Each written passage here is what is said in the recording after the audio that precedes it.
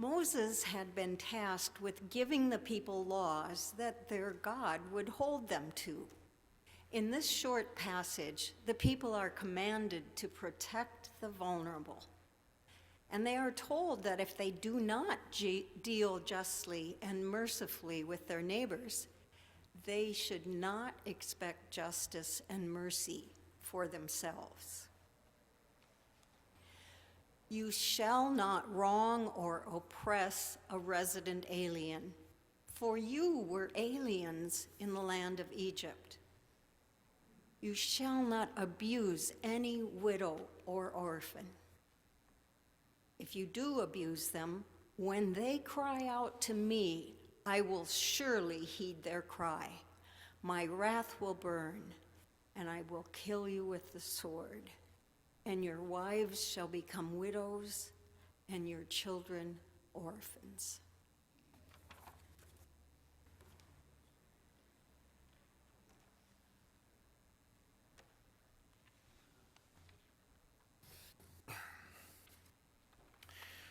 Our modern reading today is a little bit more uplifting. Not much, but a little bit. This is a poem. It's called Open Poem to Those Who Rather We Not Read or Breathe. It's by Suhair Hamad. Suhair Hamad was born to Palestinian refugees in Jordan in 1973, and then she eventually found her way to Brooklyn, where she grew up. She's a poet and an activist, and I think one of the most powerful voices I've ever had the pleasure of hearing or encountering. And I just want to acknowledge that this poem, I think it's important for us to hear it. It speaks to the reality of being Palestinian and being black and being a woman, and I am none of those things, right? So I lift these words up to you sort of humbly and just sort of acknowledging that they come from an experience and a perspective very different than my own. Fascism is in fashion, but we be style. Dressed in sweat, danced off Taino and Arawak bodies, we, children of children exiled from homelands, descendants of immigrants denied jobs and toilets, carry continents in our eyes. Survivors of the Middle Passage, we stand and demand recognition of our humanity.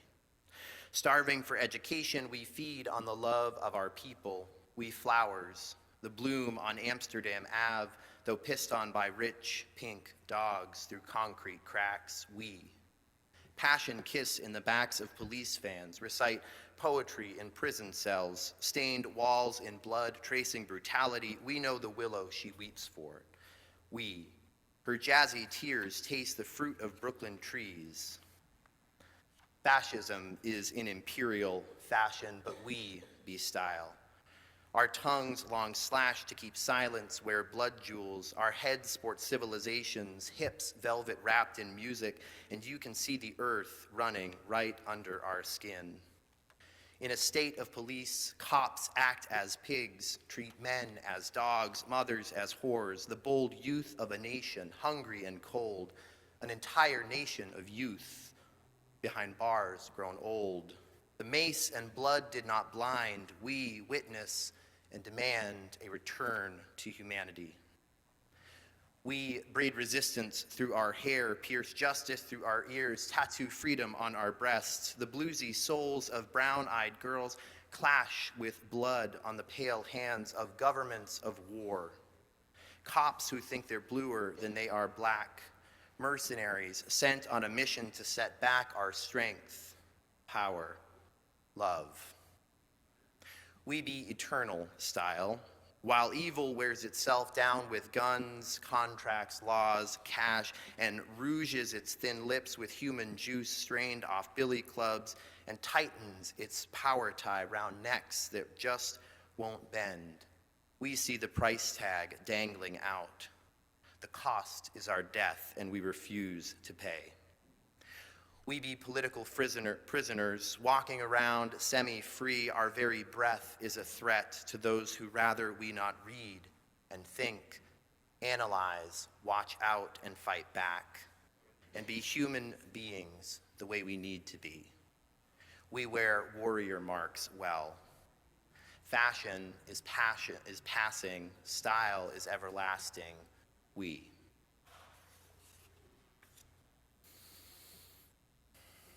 give thanks for these words. I was in college the first time I heard Suhair Hamad's voice in a clip from Def Poetry Jam, and I was spellbound at the way her words flowed. More than her style, influenced by Brooklyn's rich hip-hop ancestry where she grew up, the content of her words articulated and confirmed what I had begun to sense about the America I had been raised in. It challenged me to go beyond the naive conclusions I had drawn, even in rejecting that narrative. Hamad reflects on the experience of being Palestinian in the world and being Black in America. In doing this, she reveals layers of complexity woven into our personal and communal ancestries. She asks us to reflect on the ways that the stories we tell about who we are and where we came from inform how we live in this world and who we think about when we talk about our history.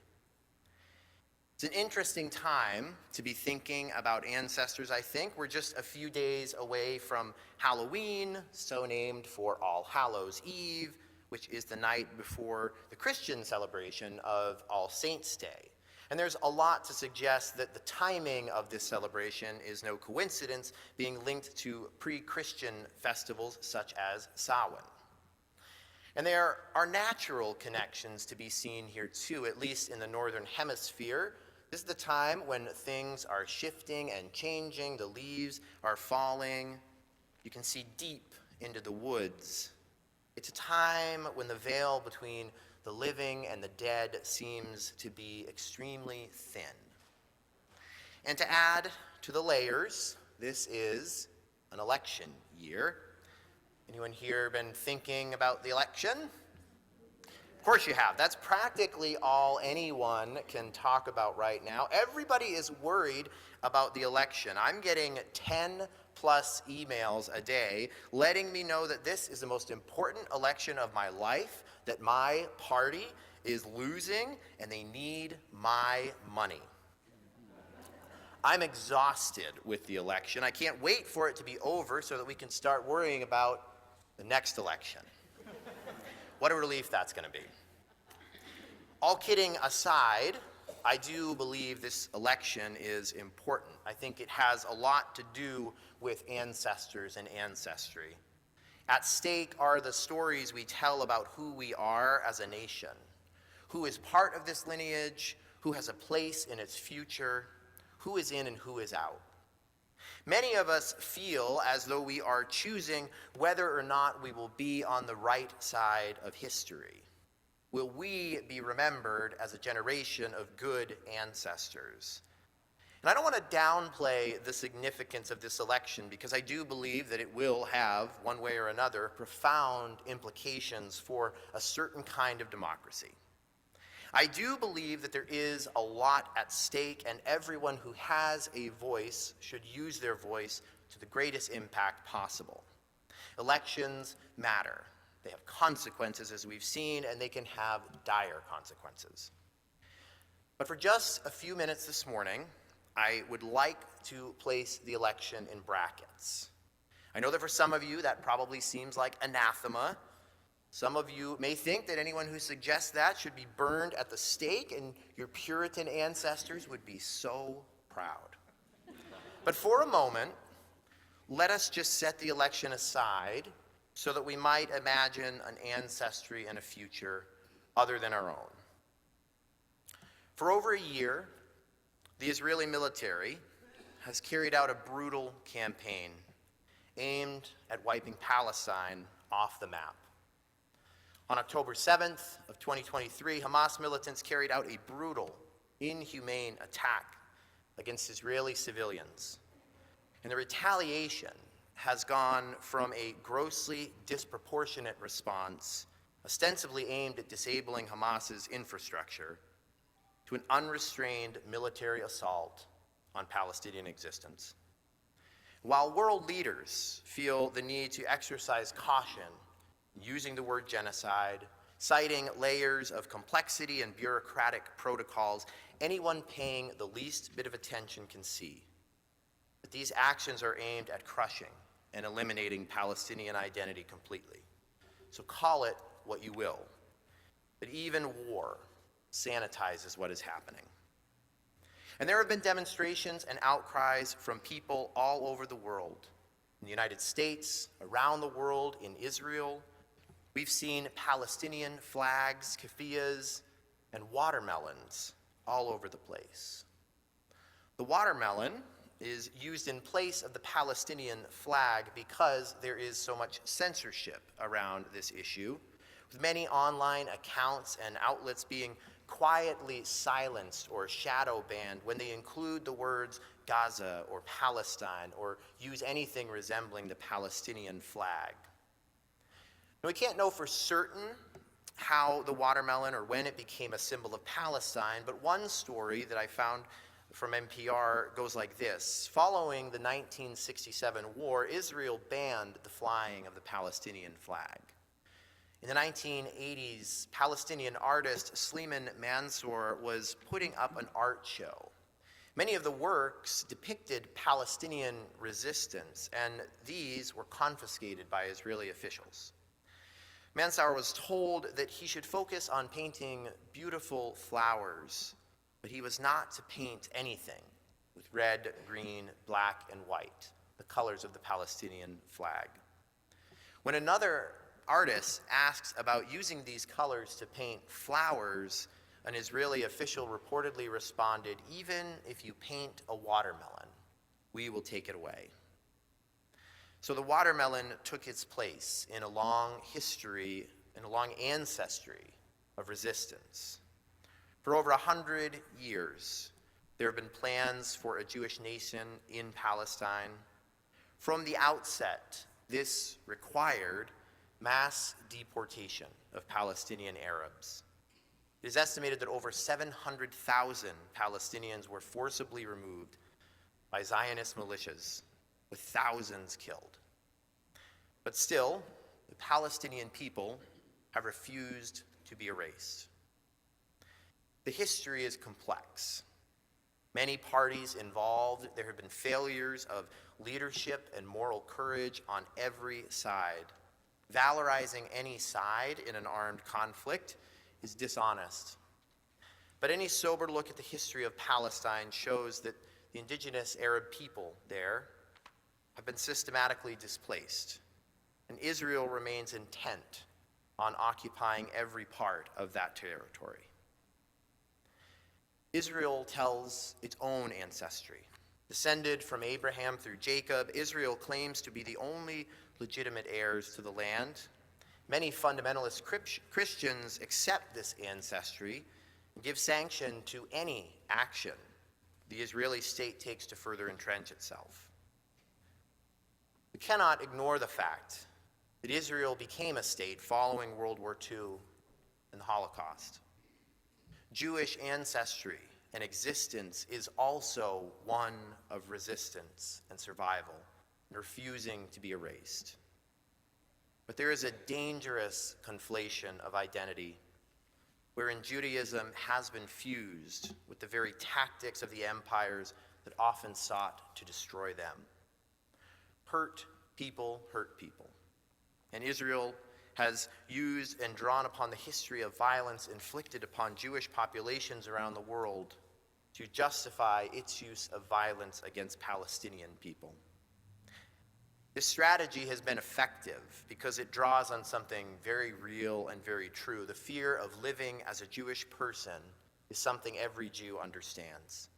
It is not an abstraction, but an embodied trauma passed from generation to generation. Anti-Semitism has a long ancestry of its own. You better believe it is still a threat to this day. Ironically, it is so-called Christians that pose the greatest threat, not Palestinians or other Arabs. Jewish people have suffered incredibly throughout history, and they continue to to be targets of derision and violence, when that ancestry is understood with compassion, it elicits the kind of humanity that says, never again. As so many survivors of the Holocaust have become some of the greatest defenders of freedom and unconditional human rights. But when it is wielded as a weapon of the empire or a militarized nation state, it takes on a more sinister form. Israel has taken the trauma of Jewish history and developed a militarized system of apartheid. Co-opting that ancestry, Israel has developed a violent nationalism that is as divorced from Judaism as American nationalism is from the heart of Christianity.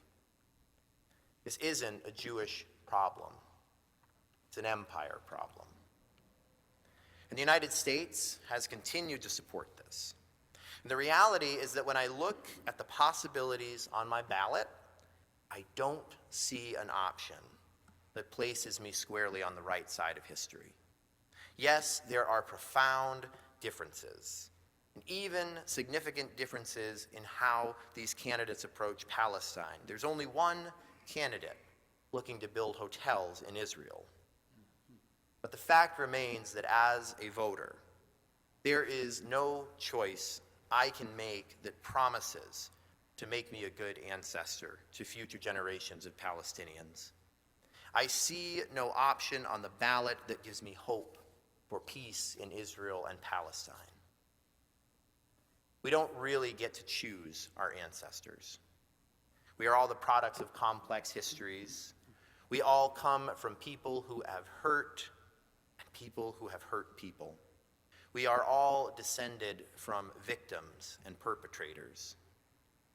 But I believe that we are all forced to decide what kind of ancestors we will become.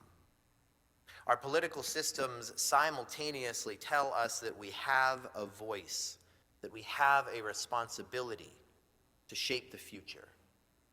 But they also soothe us with the idea that things are too complicated, that we are ultimately powerless and blameless for the things our government does in our name. Too often, we buy into the lie that casting a vote is the power we have.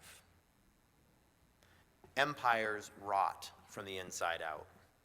We are seeing this in our own nation as the politics of race and gender and religion have shown the deep flaws and contradictions in our national life. Injustice is in our DNA, and until we address it at home, we will continue to export injustice no matter who is in office. The words from Exodus are, for the Judeo-Christian tradition, the Word of God. But whether you are a theist or not, they seem to speak a timeless truth. Violence will always beget more violence. Oppression feeds resentment and hatred. What we visit upon one another will always come back upon us. Call it wrath, call it coincidence, call it trauma or karma. It doesn't matter how you choose to name it. It is no coincidence that the United States spends more money on its military than any other nation on earth, and we imprison more people than any other nation on earth. The violence we do at home goes out, and that violence comes back home to roost. On November 5th, we will go to the polls and make an important decision about our future. But on November 6th, or whenever the dust finally settles, we will need to make another decision. Are we content to continue letting injustice be carried out on our behalf? Will we pat ourselves on the back because we believe we have avoided the worst? Or will we continue to fight for a world in which Palestinians and Israelis can imagine becoming ancestors and not simply survivors? Palestine may feel far away. This conflict may feel far more complicated than we can understand, but I believe that if we are serious about peace, we must be equally concerned with creating a world in which Palestinian hopes and dreams can flourish as we are with creating a world in which our hopes for our own children can flourish. Until we insist upon sowing seeds of peace everywhere, we will continue to reap injustice. Elections matter. This election matters, but we cannot ever allow the narrowness of our own domestic politics to limit the horizon of our moral imagination. We cannot allow our moral outrage at injustice to be quelled by the lesser of two evils or simply avoiding a worst-case scenario. Good ancestors are not the ones who simply cast the right votes. They are the ones who dream, the ones whose visions of love and peace are uncompromising. They are the ones who continue to work and lovingly tend seeds of hope and peace, even in places that seem hopeless. May we be such ancestors.